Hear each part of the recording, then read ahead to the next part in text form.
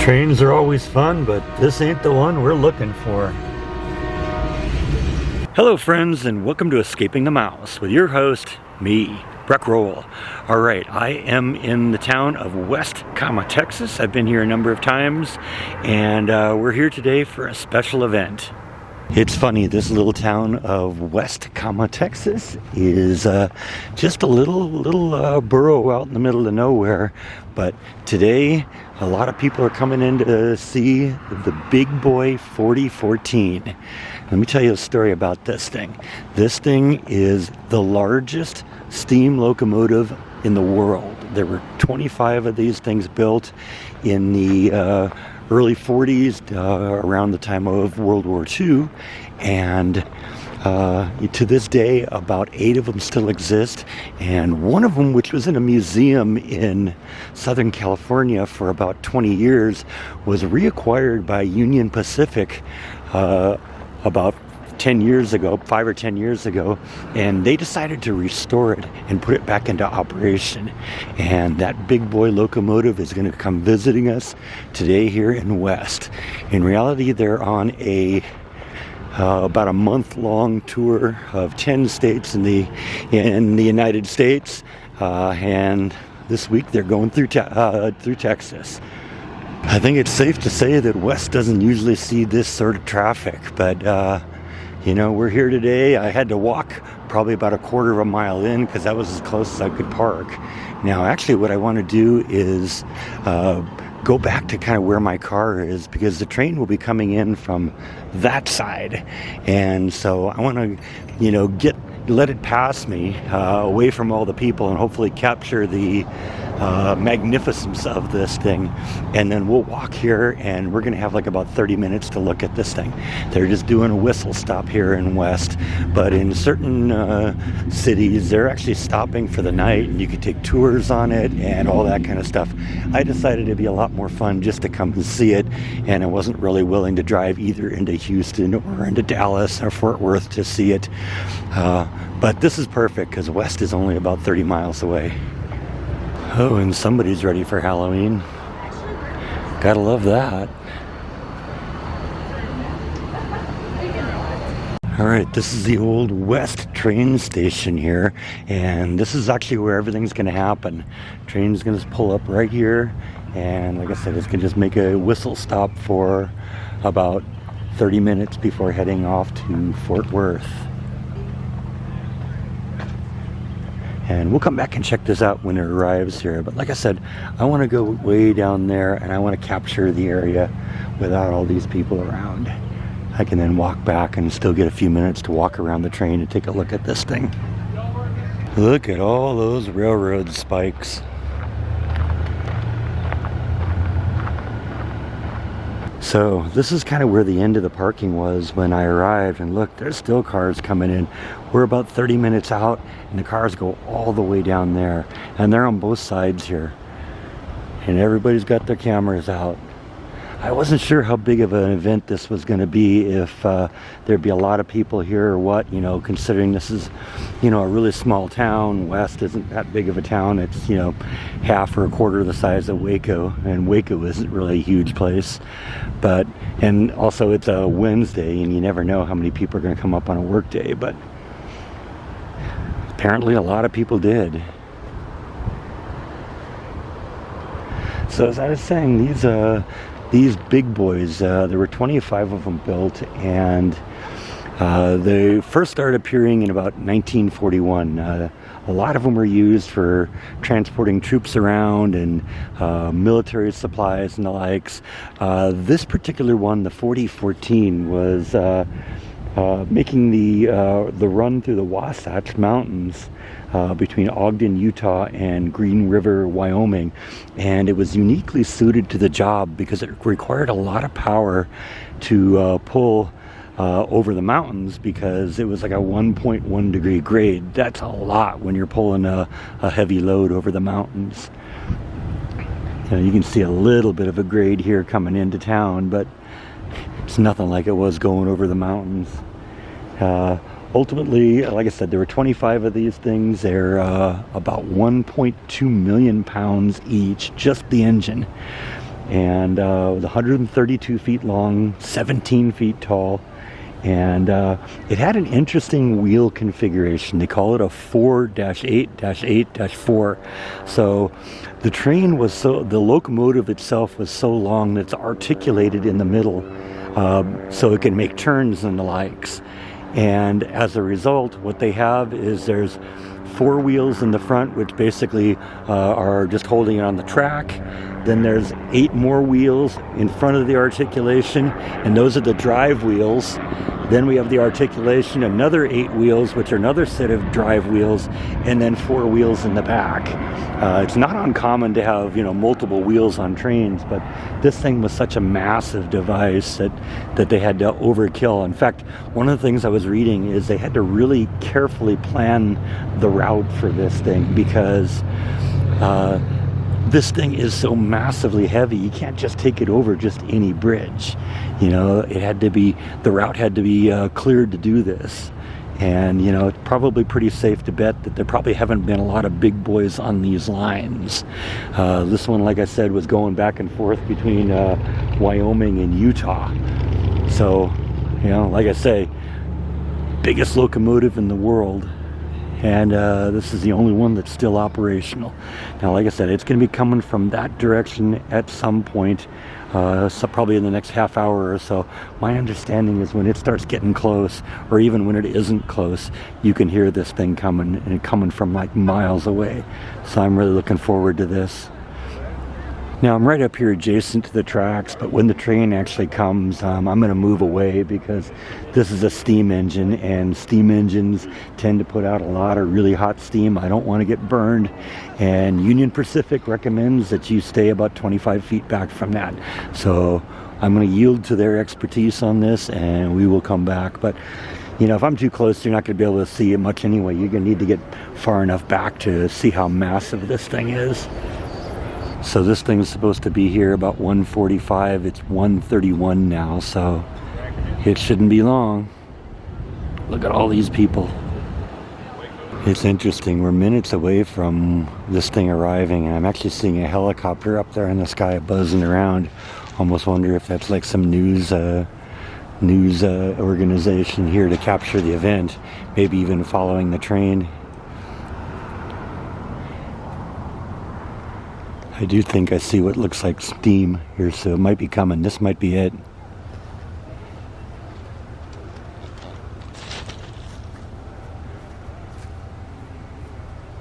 I don't know how much you can see that in the distance there, but might just be some car that's burning oil. Yeah, I can see a light way down there. I think that's it. And the police are on their little quad runners telling people to get back. That's definitely got to be it.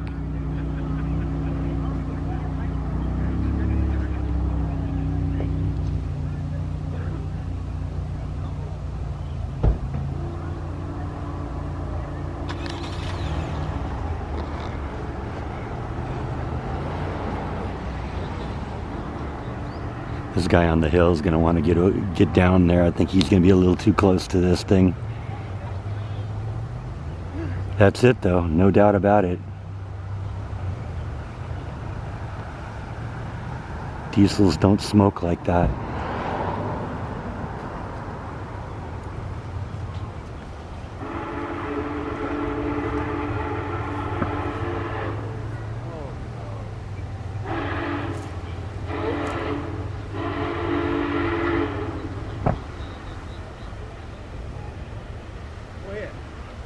Go ahead. It's not here yet. Oh, here?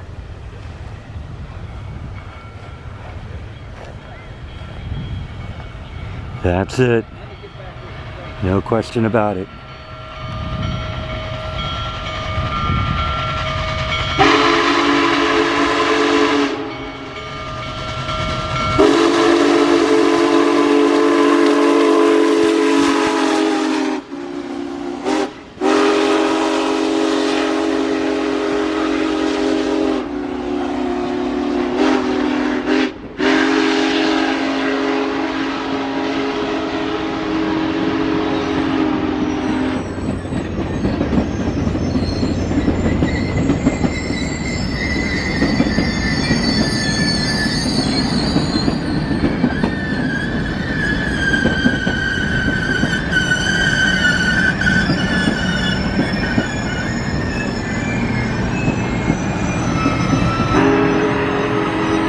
All right, let's start heading down there to where this thing's gonna stop.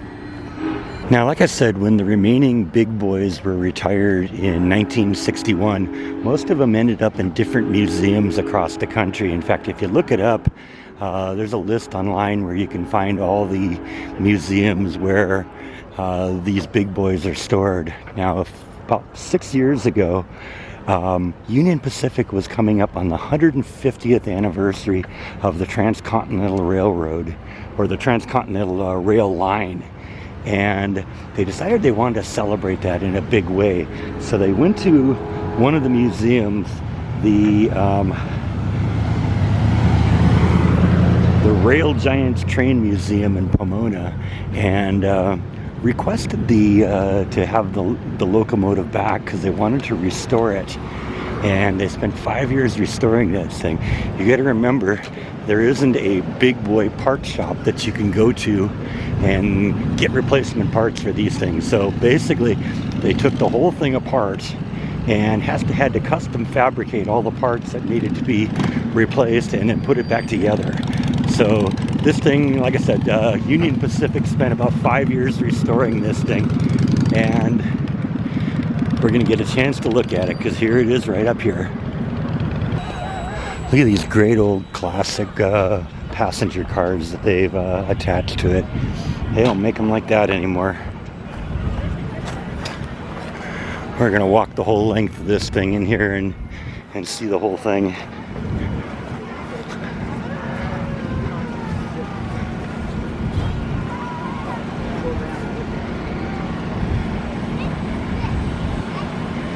City of Denver.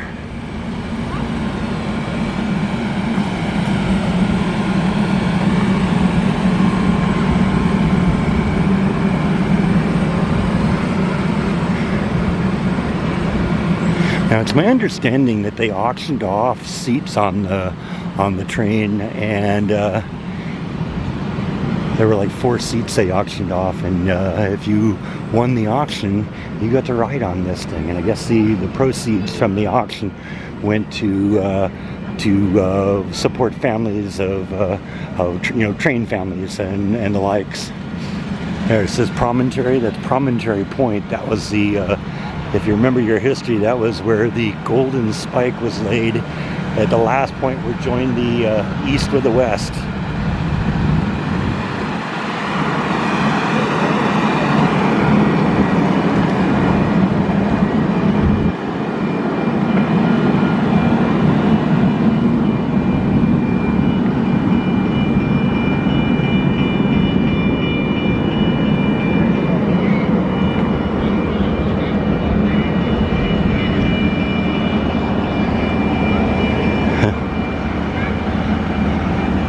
Commemorating each of the cars seems to have its own name, commemorating I guess places where it's been or significant history in the rail service. I guess Pony Express could be called an early version of transportation, right?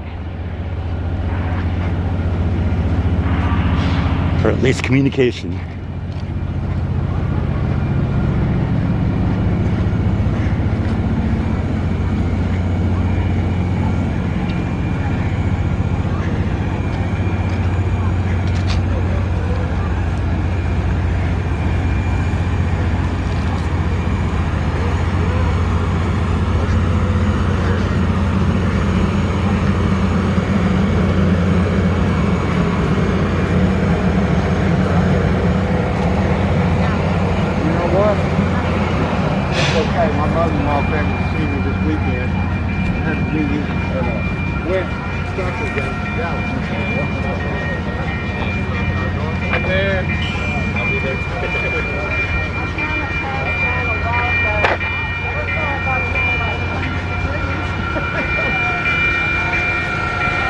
Alright, we're almost up to the engine. It's going to stop the camera for a minute, so I'm not showing a bunch of the back of people's heads here.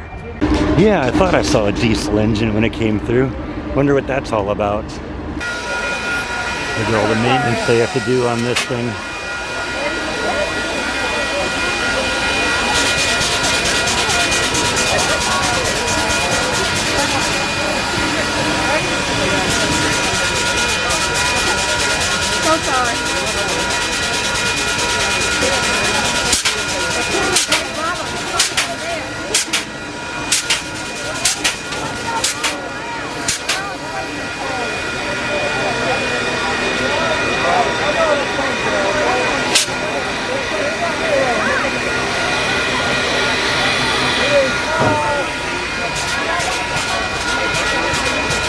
It's interesting. I see that little thing hanging out of the pilot's cabin right there. And what that is, if I'm not incorrect, is it's a safety method to make sure that everyone who got off the plane gets back on. Because if there's any of the chains left on there, then they know who it is that's missing. So that's kind of interesting. Yeah, this is quite the gathering. Look at the people on both sides here.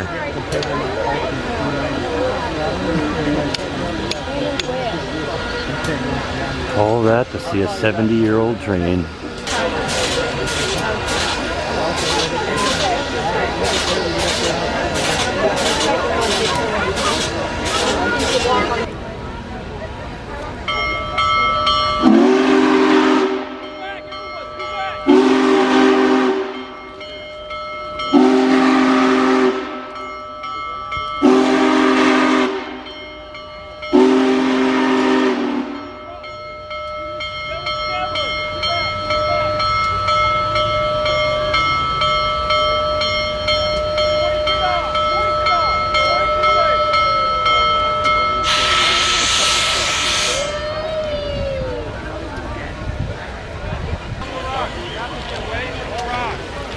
Okay, I guess they're going now here.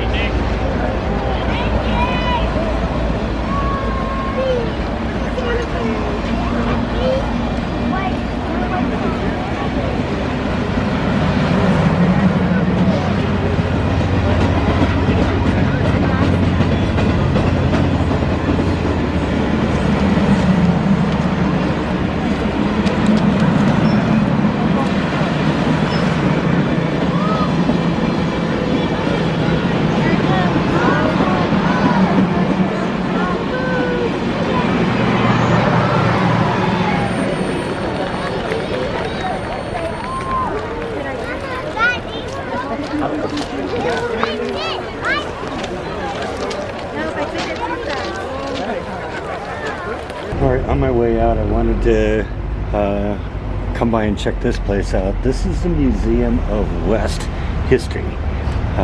And I've wanted to come see this for a long time, because it had an exhibit in here of some of the pieces of the train wreck from the crash at Crush. Now you remember I did a vlog on that a couple years ago, about 100 years ago. What they did as a publicity stunt, they took two steam locomotives and basically crashed them into each other. And it was a big event. Everybody came out, had their coolers out here and their chairs, and they're ready for a good afternoon of watching two trains collide. Well, it turns out when these trains collided with each other, the boilers exploded, and it hurled metal debris in all directions, and it killed a bunch of people. And these guys for a while have said that they've had pieces of that train wreck. And I was walking by here. I don't usually get to go into this place because usually this place is closed on all the days I'm off of work. But they're open today because of the train thing. And as I was walking over here, I said, oh yeah, I got it right here in the window. So yeah, there you go. That's some pieces of the train wreck from the crash at Crush. How to tell when you're talking to a Texan ladies man. So I guess that's the end of our video today. I hope you enjoyed seeing this big boy train come through here. Like I said, how often do you get to see the largest locomotive in the world? So this thing's going to continue being on a tour through the United States for the next couple weeks. So if you get a chance to see this, it's definitely worth a look. But I think that's all I have for this time. Thank you as always for watching, and I'll see you next time on Escaping the Mouse. Good night.